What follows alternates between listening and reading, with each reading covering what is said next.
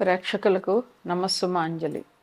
శుక్లాంబరధరం విష్ణుం శశివర్ణం చతుర్భుజం ప్రసన్నవదనం ధ్యాయేత్ సర్వవిఘ్నోపశాంతయే.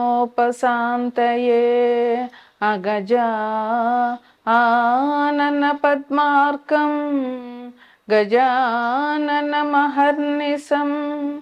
అనేకదంతం భక్తానాం ఏకదంతముపాస్మహే ఏకదంతముపాస్మహే. ఓం శ్రీ సరస్వత్యై నమః. ఓం శ్రీ మాత్రే నమః. ప్రేక్షకులందరికీ విశ్వావసు నామ సంవత్సర శుభాకాంక్షలు. నూతన సంవత్సరం మార్చి 29 నుంచి ప్రారంభమవుతుంది.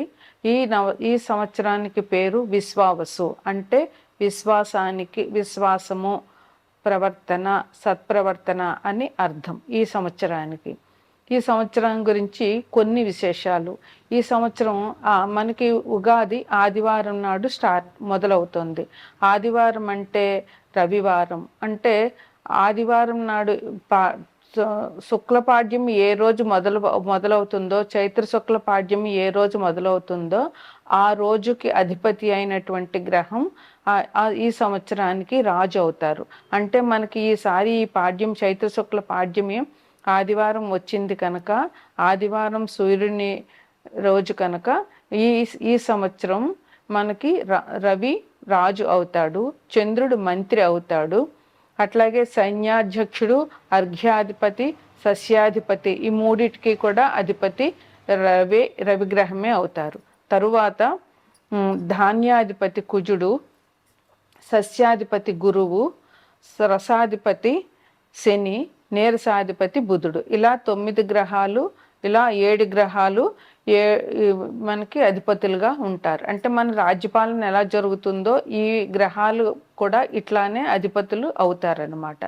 అయితే రవి రాజు అయినాడు కనుక రవి మంచిగా ధర్మానికి న్యాయానికి ప్రతిరూపంగా ఉంటాడు. ధర్మంగా ఉన్న వాళ్ళకి ఎటువంటి అపకారం చేయడు. అందువల్ల రవి రాజు కనుక ఈ సంవత్సరం అంతా ప్రజా సంక్షేమం కోసం మన పాలకులు ప్రజా సంక్షేమం కోసం చాలా పాటుపడతారు. ప్రజల సంక్షేమమే వాళ్ళ ధ్యేయంగా ఈ సంవత్సరం మనకి జరుగుతుంది. తిండి, బట్ట, వసతికి ప్రజలకి ఎటువంటి లోటు లేకుండా ఈ సంవత్సరం గడుస్తుంది అని చెప్పవచ్చు. వీటికి ఎటువంటి ఇబ్బందులు ఉండవు.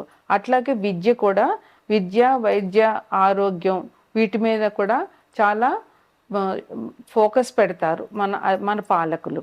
అట్లాగే పరిశ్రమలు కూడా బాగా అభివృద్ధిలోకి వస్తాయి. రచయితలు, సినీ కార్మికులు, అలాగే సినిమా యాక్టర్సు, అలాగే టీవీ ఆర్టిస్టులు, నిర్మాతలు, కెమెరామెన్లు వీళ్ళందరికీ కూడా ఈ సంవత్సరం చాలా బాగా ఉంటుంది. ఇంకొకటి ఏంటంటే సాఫ్ట్వేర్ రంగం బాగా అభివృద్ధిలోకి వస్తుంది.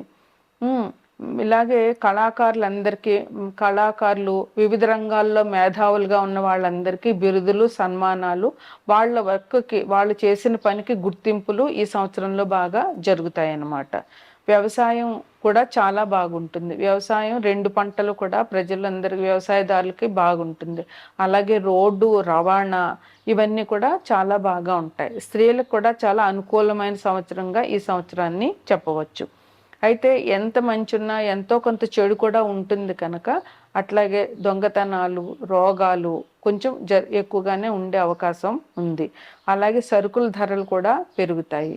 మనకి రాజు రవి, మంత్రి చంద్రుడు ఇద్దరు కూడా మనకి హార్ట్ అటాక్కి కారకులే. గుండె జబ్బులు రావడానికి ఇద్దరు కూడా కారకులే. అందువల్ల గుండె జబ్బులు ఉంటాయి, వచ్చే అవకాశాలు ఉంటాయి. రవి, చంద్రులు ఇద్దరు కూడా 2 కళ్ళకి కారకులు. అందువల్ల కంటి సమస్యలు కూడా వచ్చే అవకాశాలు ఉన్నాయి. అలాగే ఇంకా కొత్త రకమైన వైరస్ వ్యాధులు కూడా కొద్దిగా ప్రబలం అవడానికి అవకాశం ఉంది. అయితే రవి రాజుగా ఉండడం మూలంగా పరిపాలన ఒక క్రమ పద్ధతిలో ఉంటుంది. అలాగే చంద్రుడు మంత్రి అవడం మూలంగా ఉద్యోగాల్లో మార్పులు ఉంటాయి, పరిపాలన సుస్థిరంగా ఉంటుంది. ప్లస్ సినీ రంగం వాళ్ళకి, కళాకారులకి, టీవీ ఆర్టిస్టులకి, మేధావులకి, ఇట్లా ఒక రంగాల అభివృద్ధి చెందిన వాళ్ళకి ఈ సంవత్సరం చాలా బాగుంటుంది. అదేవిధంగా బట్టల వ్యాపారస్తులు, పాలు, నీరు, ఇలా జలానికి సంబంధించిన రసాలకు సంబంధించిన వ్యాపారస్తులందరికీ కూడా బాగుంటుంది. సైన్యాధ్యక్షుడు రవి, అందువల్ల మనకి దేశ సరిహద్దుల్లో అంతా సైన్యం జాగ్రత్తగా కాపలా కాసి మన దేశానికి ఎటువంటి ఇబ్బందులు లేకుండా చూసే ఉంటుంది. అలాగే సైనికులకి స్థానచలనాలు ఉంటాయి. రక్షణ శాఖ యొక్క అధికారం ఈ సంవత్సరం బాగా పెరుగుతుంది. ఇంకా అన్ని భూ, జల, వాయు మార్గాల సైనికులందరికీ కూడా బాగుంటుంది. సస్యాధిపతి గురువు, అంటే గురువు మంచి గ్రహం. అసలు గురువు మంచి చేయకపోయినా చెడు మాత్రం చేయడు.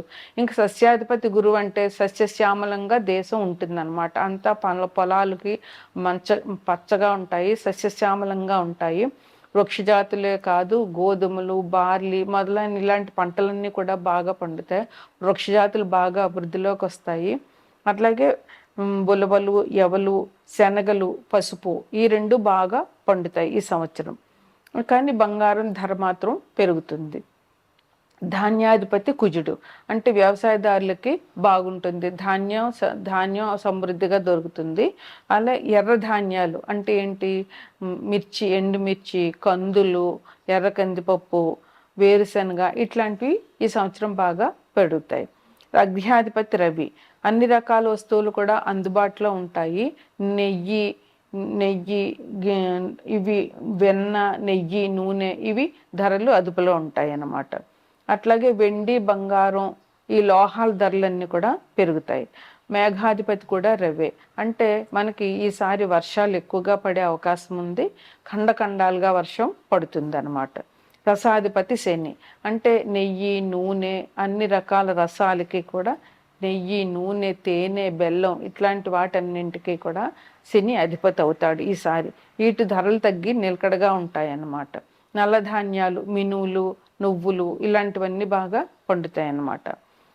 నీరసాధిపతి బుధుడు, అంటే బుధుడు అన్ని రకాలటువంటి ధాన్యాలు, పెసలు, మన అపరాలు ఇవన్నీ కూడా బాగా పండుతాయి. ధరలు అదుపులో ఉంటాయి. సుగంధ ద్రవ్యాలు బాగా పండుతాయి అన్నమాట. ఆయుర్వేద మందులు, బుధుడు మందులకు కూడా కారకుడు కనుక ఆయుర్వేద మందులు, వనమూలికలు ఉంటాయి. స్త్రీలు బంగారం, వెండి వీటి మీద ప్రాధాన్యతనిస్తారు. ఎక్కువగా స్త్రీలు పచ్చ ధరించడానికి ఇష్టపడతారు. బుధుడు పచ్చకి కారకుడు కనుక స్త్రీలు ఎక్కువగా పచ్చ ధరించడానికి ఇష్టపడతారు. అలాగే స్త్రీలకి నోముల మీద, దైవ కార్యాల మీద, వ్రతాల మీద ఆసక్తి పెరిగి అందరూ వాటిని ఆచరించుతారనమాట.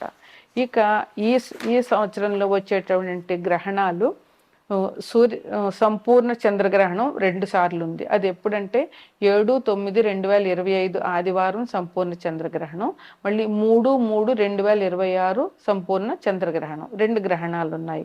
అలాగే మూఢాలు, గురుమూఢం ఉంది. గురుమూఢం ఎప్పుడంటే 10/6/2025 నుంచి 8/7/2025 వరకు, అంటే ఇంచుమించుగా 1 నెల గురుమూఢం ఉంది. ఈ మూఢంలో అంటే మనకి ఇంచుమించుగా జూన్ నెలంతా పెళ్ళిళ్ళు ఏమీ ఉండకపోవచ్చు.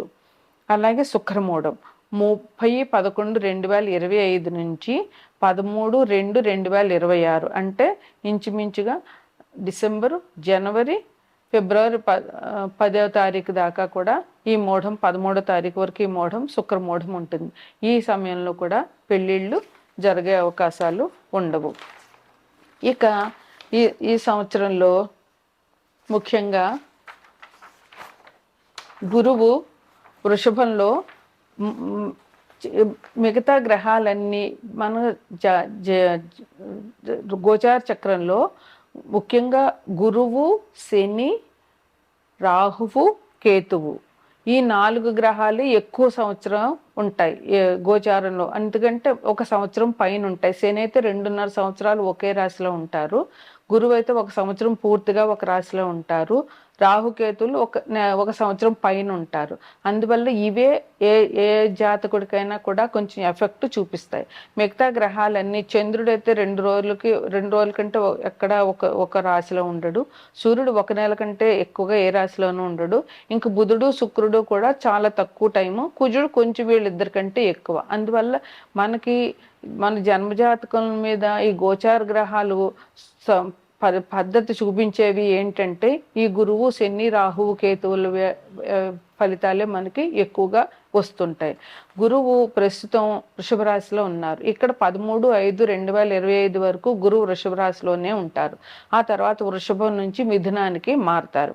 మిథునంలో ఎప్పటి వరకు ఉంటారు? 17/10/2025 వరకు ఉంటారు.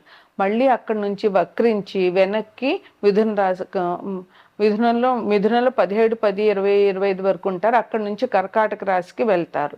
యాక్చువల్గా అయితే గురువు మిథునంలో సంవత్సరం వరకు ఉండాలి, కానీ అతిచారం మూలంగా కర్కాటకంలోకి 18/10/2025కి వెళ్ళి అక్కడ 4/12 వరకు ఉండి ఇంచుమించుగా నెల 20 రోజులు అలా ఉండి మళ్ళీ మిథునంలోకి వెనక్కి వస్తారు. 5/12/25కి మిథునంలో ఉండి మళ్ళీ సంవత్సరం వరకు కూడా అక్కడ మళ్ళీ అంటే 2026 13 వరకు కూడా అక్కడే ఉంటారు గురువు.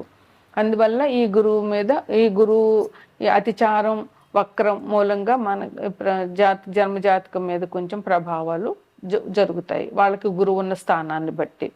అలాగే శని ఉగాది రోజునే మీనంలోకి ప్రవేశిస్తున్నారు. ఈ రాశిలోనే ఆయన 2.5 సంవత్సరాలు ఉంటారు. రాహు 18/5/2025 వరకు మీనరాశిలో ఉంటారు. తరువాత కుంభరాశిలోనికి వస్తారు. అలాగే కేతువు ప్రస్తుతం కన్యారాశిలో ఉన్నారు. ఇక్కడ 18/5 వరకు అక్కడే ఉంటారు. 18/5 తర్వాత కన్య నుంచి సింహరాశిలోకి రాహు ప్రవేశిస్తారనమాట. రాహుకేతువులు వెనక్కి వెళ్తారు కనుక ఇలా వెనక రాశుల్లోకి వస్తారనమాట. ఇది విశ్వవసునామ సంవత్సరం యొక్క కొన్ని ప్రత్యేకమైన అంశాలు. ద్వాదశ రాశుల్లో తదుపరి రాశి కన్యారాశి. కన్యారాశికి అధిపతి బుధుడు. ఈ రాశిలో ఉత్తర 2, 3, 4 పాదాలు, హస్త 1, 2, 3, 4 పాదాలు, చిత్త 1, 2 పాదాలు ఉంటాయి. ఈ కన్యారాశి వారికి ఆదాయం 14, వ్యయం 2, రాజపూజ్యం 6, అవమానం 6 ఉన్నది. అయితే ఏ రాశిలోనైనా సరే 4 గ్రహాలు ఇబ్బంది బాగా పెడతాయి. మిగతా గ్రహాలు 1 నెల 15 రోజులే ఉంటాయి ఏ రాశిలో అయినా. అయితే ఈ 4 గ్రహాలు మాత్రం ఒక రాశిలోనూ సంవత్సరం కంటే ఎక్కువ ఉంటాయి. అందువల్ల ఈ రాశి వారికి ఆ గ్రహాలు ఏంటంటే గురువు, శని, రాహువు, కేతువు. ఈ రాశి వారికి గురువు తామ్రమూర్తి, శని తామ్రమూర్తి, రాహు సువర్ణమూర్తి, కేతువు లోహమూర్తి. అంటే సువర్ణమూర్తిగా ఉన్న గ్రహం ఇచ్చే ఫలితాలు చాలా మంచి ఫలితాలని ఇస్తుంది ఆ గ్రహం. అదే రజతమూర్తిగా ఉన్న గ్రహం కూడా మంచి ఫలితాలు ఇస్తుంది. తామ్రమూర్తిగా ఉన్న గ్రహం ఇచ్చే ఫలితాలు యావరేజ్గా ఉంటాయి. అంటే అట్టని మంచి ఫలితాలు కావు, అలాగని చెడు ఫలితాలు కావు, సామాన్య జీవితం ఉంటుంది. లోహమూర్తిగా ఉన్న గ్రహం ఇచ్చే ఫలితాలు మాత్రం కొంచెం చెడ్డ ఫలితాలనే ఇస్తారని చెప్పవచ్చు. అయితే టోటల్గా ఈ రాశి వారికి చాలా భాగ్యదాయకంగా ఉంటుంది. ఈ సంవత్సరం చాలా యోగకాలంగా ఉంటుంది. 2-3 రకాలుగా ధనాదాయం ఉంటుంది వీరికి. అంటే ఏ రకంగా వీరు ఎన్ని రకాలుగా ధనాన్ని సంపాదించాలని ప్రయత్నాలు చేస్తారో అన్ని రకాలుగాను ధనాదాయం ఈ రాశి వారికి చాలా బాగా ఉంటుంది. వీళ్ళకి గౌరవ మర్యాదలు, కీర్తి ప్రతిష్టలు ఇవన్నీ చాలా బాగా దొరుకుతాయన్నమాట. వీళ్ళు భూములు, స్థలాలు, స్థిరాస్తి పెంపొందించుకుంటారు. భూములు కానీ, స్థలాలు కానీ, పంట పొలాలు కానీ, అపార్ట్మెంట్లు కానీ ఏవైనా సరే వీళ్ళకి కొనుక్కునే అవకాశం ఈ సంవత్సరంలో వీరికి చాలా బాగా ఉంది. అందువల్ల ఇటువంటి వాటిలో పెట్టుబడి పెట్టి కొనదలుచుకున్న వాళ్ళు ఈ సంవత్సరం కొనుక్కోవడం చాలా మంచిది.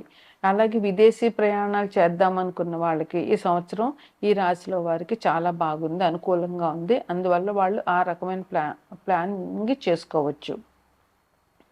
ఇంకా వీళ్ళు పుణ్యక్షేత్రాలు దర్శించడము, తీర్థయాత్రలు చేయడము ఇట్లాంటివన్నీ చేస్తారు. అలాగే విలువైన వస్తువులు కొనుక్కుంటారు. శుభకార్యాలు చేస్తారు ఇంట్లో. పెళ్ళిళ్ళు కానీ, ఉపనయనాలు కానీ, గృహప్రవేశాలు కానీ ఇట్లాంటి మంచి కార్యాలన్నీ ఈ సంవత్సరం వీళ్ళు చేయగలుగుతారు. వాహన సౌఖ్యం ఉంటుంది. అంటే వాహనాలు కూడా కొనుక్కోగలిగే అవకాశం ఉంటుంది. లేదంటే వీరు ఎక్కడికెళ్ళినా వాహనంలో వెళ్ళడం అనేటటువంటిది కూడా జరుగుతూ ఉంటుంది. వీరికి సుఖశాంతులు చాలా బాగా ఉంటాయి. బంధుమిత్రులతో మంచి రిలేషన్‌షిప్ ఉంటుంది. బంధువులతో మంచిగా మాట్లాడడము, కుటుంబ సభ్యులతో మంచిగా మాట్లాడడం వల్ల వీళ్ళకి వాళ్ళ ఆదరణ లభిస్తుంది. వాళ్ళతో సౌఖ్యం ఉంటుంది. సుఖ సంతోషాలతో వీళ్ళు ఉంటారు. విద్యార్థులకి ఈ ఈ నెల, ఈ సంవత్సరం చాలా మంచి కాలం అని చెప్పవచ్చు. అందువల్ల విద్యార్థులు కష్టపడి మంచి ర్యాంకులు సంపాదించుకుంటే తదుపరి వాళ్ళకి మంచి కాలేజీల్లో సీట్లు వచ్చి ఈ సంవత్సరం తర్వాత అంతా బాగా జరుగుతుంది. వాళ్ళు కోరుకున్న చోట సీట్ వచ్చే అవకాశం ఉంది కనుక ఈ రాశిలో విద్యార్థులు కష్టపడి చదివి వారు కావలసినటువంటి సీట్లు సంపాదించుకోవాల్సిన ఇది ఉంటుంది. అట్లాగే ఇంజనీరింగ్, మెడికల్ వాళ్ళకి ఈ సంవత్సరం చాలా బాగుంది. విదేశాలకు వెళ్ళి చదవాలనుకుంటున్న వాళ్ళు ఎవరైనా సరే ఈ సంవత్సరం వాళ్ళకి వీసాలు వచ్చి విదేశాలకు వెళ్ళి చదువుకునే అవకాశం చాలా బాగా ఉంది. ఉద్యోగస్తులకి ట్రాన్స్ఫర్స్ తప్పకుండా ఉన్నాయి ఈ సంవత్సరంలో. అలాగే ఉద్యోగస్తులకు కూడా బాగానే ఉంటుంది. వాళ్ళు కోరినటువంటి ప్రదేశానికి ట్రాన్స్ఫర్స్ ఉంటాయి. వాళ్ళకి కోరినటువంటి ప్రమోషన్లు వస్తాయి. అయితే అవి వెంటనే రాకపోయినా కొంచెం టైం తీసుకున్న ప్రమోషన్ వచ్చే అవకాశం చాలా బాగా ఉంది. అయితే ఈ రాశిలో వాళ్ళకి కొంచెం మానసికమైన ఆందోళన, శారీరక శ్రమ తప్పకుండా ఎక్కువగా ఉంటాయి ఈ రాశి వారికి. వ్యవసాయదారులకి 2 పంటలు బాగా పండుతాయి. మంచి ఆదాయం వస్తుంది. ధనం పెరుగుతుంది. రుణాలు తగ్గుతాయి. శ్రమకు తగిన ఫలితం ఉంటుంది. వ్యాపారస్తులకి క్రయ విక్రయాల వ్యాపారంలో మంచి లాభాలు ఉంటాయి. కాంట్రాక్టర్లకు కూడా ఈ సంవత్సరం చాలా బాగా ఉంటుంది ఈ రాశి వారికి. అట్లాగే చేతి వృత్తులు చేసే వాళ్ళకు కూడా మంచి ప్రోత్సాహం వచ్చి వాళ్ళు చేసేటటువంటి వృత్తులకి మంచి గుర్తింపు వచ్చి వాళ్ళకి ఆదాయం పెరిగే అవకాశాలు ఉన్నాయి. ఇంకా టీవీ ఆర్టిస్టులు, క్రీడాకారులు లేదా సినిమా ఆర్టిస్టులు వీళ్ళందరికీ కూడా మంచి యోగదాయకం. వాళ్ళకి మంచి బిరుదులు వస్తాయి. అట్లాగే వాళ్ళు చేసిన వాటికి నంది అవార్డులు లాంటివి వస్తాయి. నంది అవార్డులు వస్తాయి. ప్లస్ వాళ్ళకి ఏంటంటే మంచి గుర్తింపు ఉంటుంది. వాళ్ళకి అవార్డులు వచ్చి వాళ్ళకి మంచి ప్రజల్లో మంచి పేరు వస్తుందన్నమాట. ఇంకా అయితే కానీ అందరికీ కూడా ఆరోగ్యం మీద మాత్రం కొంచెం జాగ్రత్త అనేటటువంటిది తీసుకోవాలి. రాజకీయ నాయకులకి మంచి పదవులు వస్తాయి. ఎవరైతే వాళ్ళు పదవులు ఎక్స్పెక్ట్ చేస్తున్నారో వాళ్ళకి మంచి పదవులు వస్తాయి. ప్రజల్లో ఆదరణ పెరుగుతుంది. స్త్రీలకు చాలా యోగవంతమైన కాలం అని చెప్పవచ్చు. పెళ్లి కాని వారికి పెళ్ళి అవుతుంది. సంతానం కావాలనుకున్న వాళ్ళకి సంతానం వస్తుంది. ఉద్యోగం చేస్తున్న స్త్రీలకి మంచి పదవులు వస్తాయి. అలాగే అధికారుల మన్నన ఉంటుంది. ఉద్యోగం చేయకుండా ఇంట్లో ఉన్న వాళ్ళకి కుటుంబ సౌఖ్యం ఉంటుంది. కుటుంబంలో అందరి ఆదరణ లభిస్తుంది. భార్యాభర్తలకి అన్యోన్యంగా ఉంటారు. భర్తల యొక్క అనురాగం ఈ స్త్రీలకు లభిస్తుంది. అట్లాగే బిజినెస్ చేస్తున్న వాళ్ళకి స్త్రీలకు కూడా మంచి ఆదాయం వచ్చే అవకాశాలు చాలా ఉన్నాయి.